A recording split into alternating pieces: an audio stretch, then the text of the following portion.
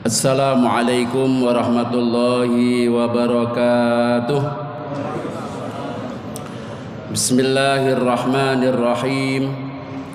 Alhamdulillahilladzi hadana lihada wa ma kunna linahtadiya laula an hadanallah. Assalatu wassalamu ala Rasulillah nabiyyina Muhammad ibn Abdillah wa ala alihi wa sahbihi wa mawalah. La haula wa la quwwata illa billah. Amma ba'd, fayaqulu Allahu tabaraka wa ta'ala, a'udzu billahi minasy syaithanir rajim. Innama ya'muru masajidallahi man amana billahi wal yaumil akhir. Al-ayah. Hanyalah orang-orang yang beriman sejatilah yang diwakili oleh kata beriman kepada Allah dan hari akhir. Dalam ilmu bahasa Arab, itlaqul juz'i wa iradatul kulli. Teksnya dikemukakan beriman kepada Allah dan hari akhir. Yang dimaksud adalah mengcover keseluruhan rukun iman yang 6. Maknanya adalah hanya orang mukmin sejatilah ya'muru, yang memiliki kepekaan, kepedulian, komitmen yang tinggi untuk memakmurkan masjid. Shadaqallahul adzim. Ayyuhal muslimun wa ayyatuhal muslimat, jamaah ibadah Qiyamu Ramadan Masjid Agung Al-Mujahidin waffaqakumullah. Di malam-malam yang menjelang akhir, insyaallah besok malam, lusa malam, tinggal 2 malam kita tarawih. Yang jelas 1 Syawal kita akan beridul fitri. Apakah pada tanggal 12 atau 13 Mei itu tergantung hasil sidang isbat yang nanti akan ditetapkan secara resmi. Namun edaran dari PP Muhammadiyah berdasarkan hisab 1 Syawal bertepatan dengan 13 Mei. Bapak Ibu jamaah, sesuai dengan agenda yang telah ditetapkan oleh pengurus DKM Al-Mujahidin, tausiah Islamiyah malam hari ini adalah pemberdayaan umat melalui masjid. Bapak Ibu jamaah sekalian, pemberdayaan bahasa Arabnya adalah al-intifa'. Kata dasarnya nafa'a yanfa'u. Ikut wazan ifta'ala yafta'ilu menjadi intafa'a yantafi'u. Mengambil manfaat, memanfaatkan, mendaya gunakan masjid untuk kepentingan umat. Hal ini sejalan dengan moto Dewan Masjid Indonesia Pusat. Motonya adalah memakmurkan dan dimakmurkan masjid.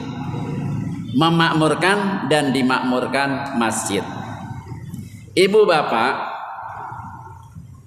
innama ya'muru masajidallah. Dalam gramatika bahasa Arab, innama itu adalah adatul qasri, kata yang secara khusus untuk memaknakan kekhususan. Kalau padanannya dalam bahasa kita adalah hanya orang-orang beriman sejatilah ya'muru masajidallah, yang selalu secara konsisten memakmurkan masjid-masjid Allah.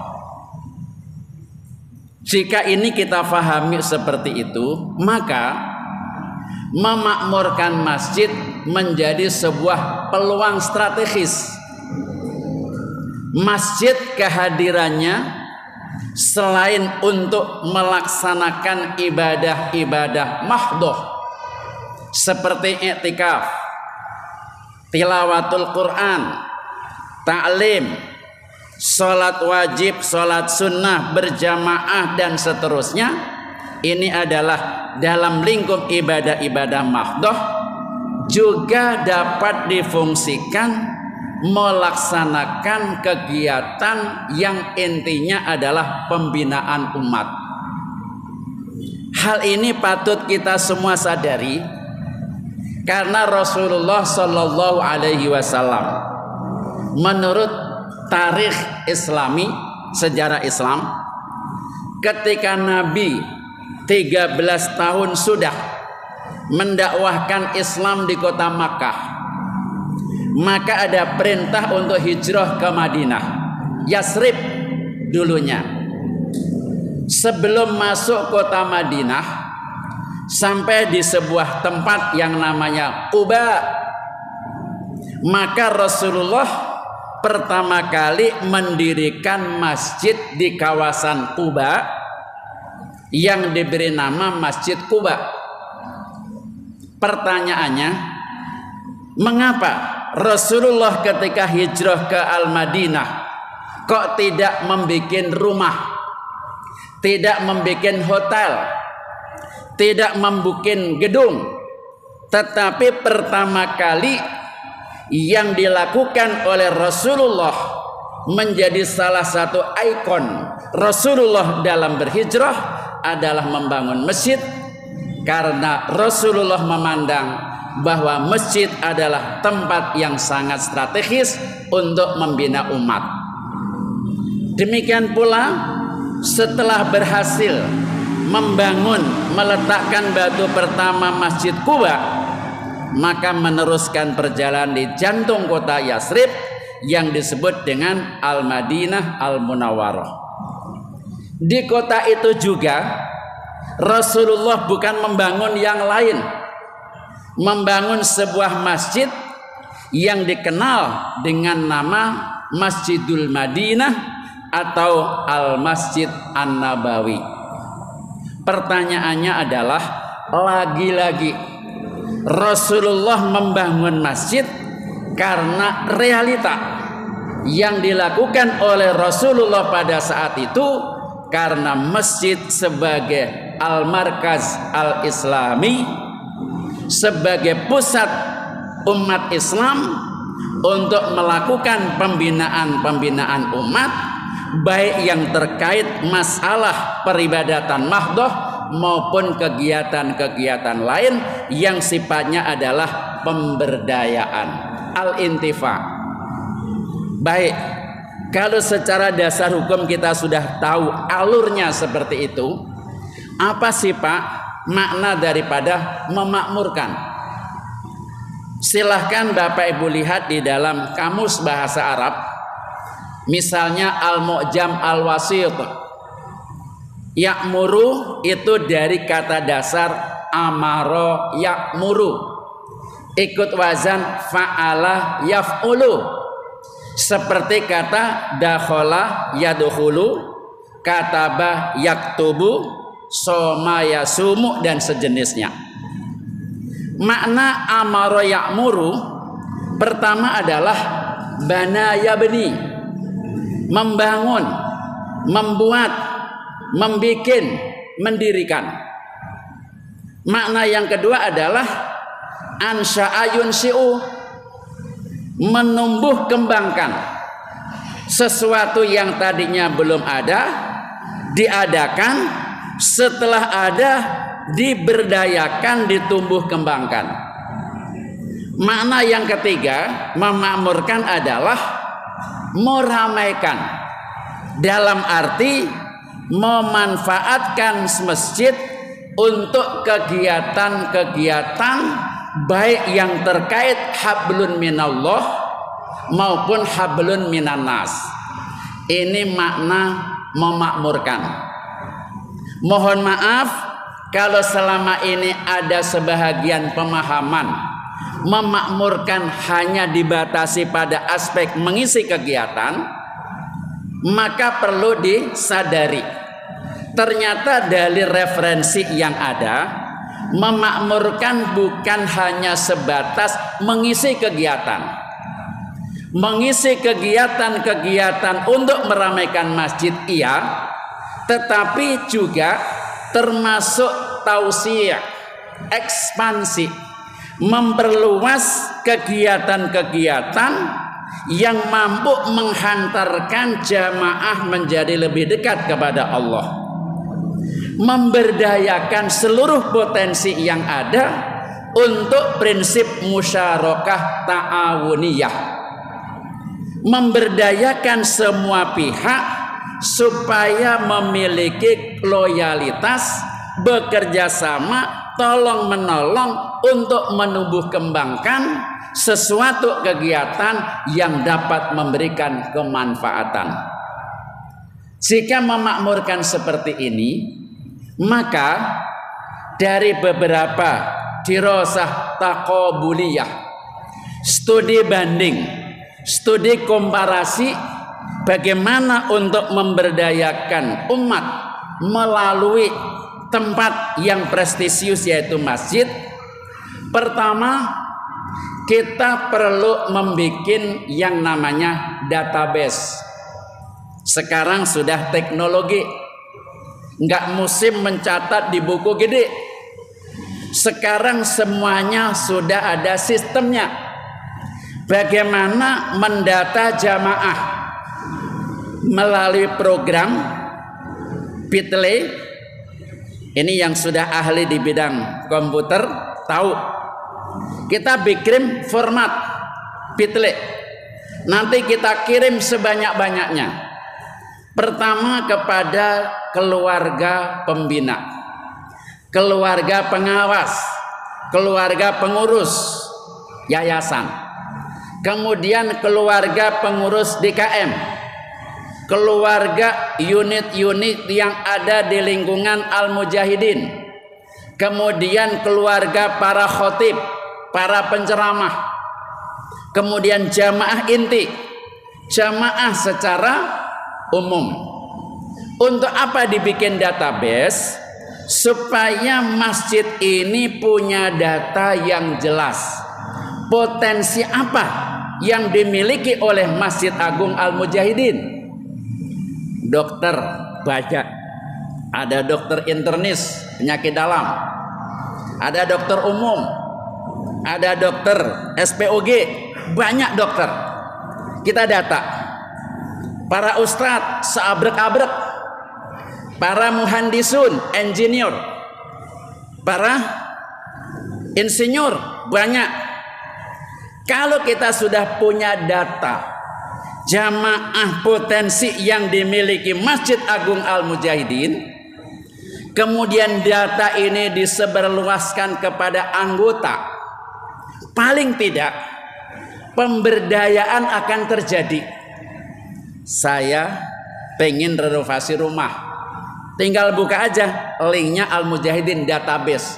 Siapa yang punya keahlian di bidang apa namanya teknik sipil, nggak usah nyari-nyari keluar. Saya pengen cukur rambut, nggak usah nyari-nyari, kita buka aja linknya. Siapa di antara jamaah Al-Mujahidin yang keluarganya punya keterampilan tukang cukur, sumur mesin, bikin sumur pump, sumur jet pump. Semua potensi ini sangat bermanfaat untuk kepentingan jamaah. Studi banding, Masjid Joko Karian sudah punya database jamaah yang dimiliki. Potensi A sampai Z dia punya.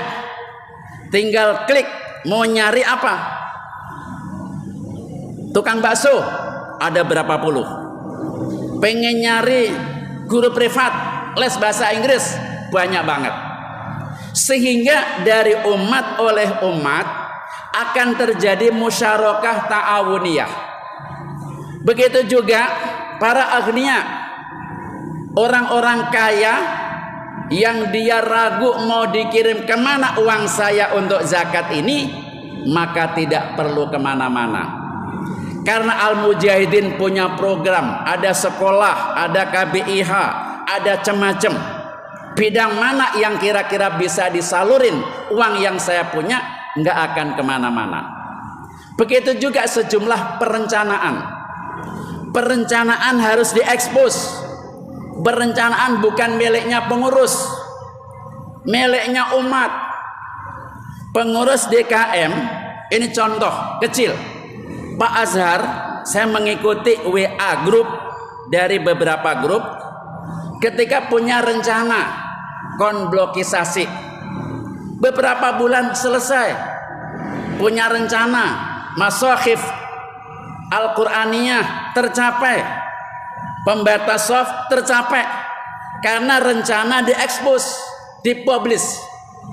Rencana pengembangan masjid, Pak Habil punya rencana apa? Semua ini terekspos sehingga terdistribusi melalui media yang kita punya. Maka semua umat akan berbondong-bondong ingin melibatkan diri sesuai dengan tingkat kemampuan. Setelah punya database, mengekspos semua perencanaan, maka mengakomodir bottom up, suara jamaah menginginkan apa. Alhamdulillah, setelah saya mengikuti dari jamaah subuh, luar biasa. Keinginan jamaah subuh punya A, B sampai Z diakomodir pengurus, dilaksanakan 70-80% berhasil. Tetapi kan baru pada tahap tertentu.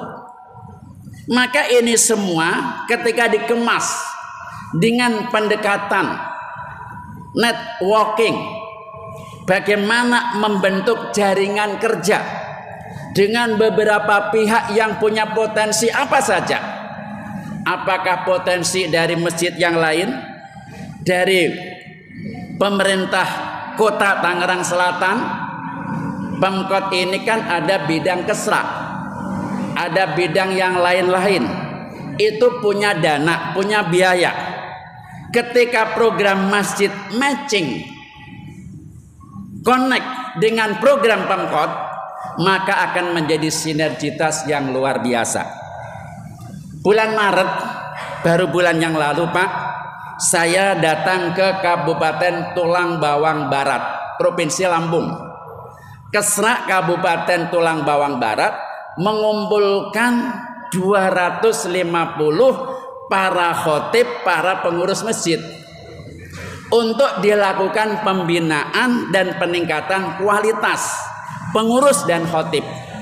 Saya mewakili dari Ikatan Khotib di MI Pusat menjadi salah satu narasumber. Ternyata pemerintah Kabupaten Tulang Bawang Barat melalui bidang kesra mengeluarkan biaya anggaran tidak kurang dari 400 juta hanya untuk kegiatan itu.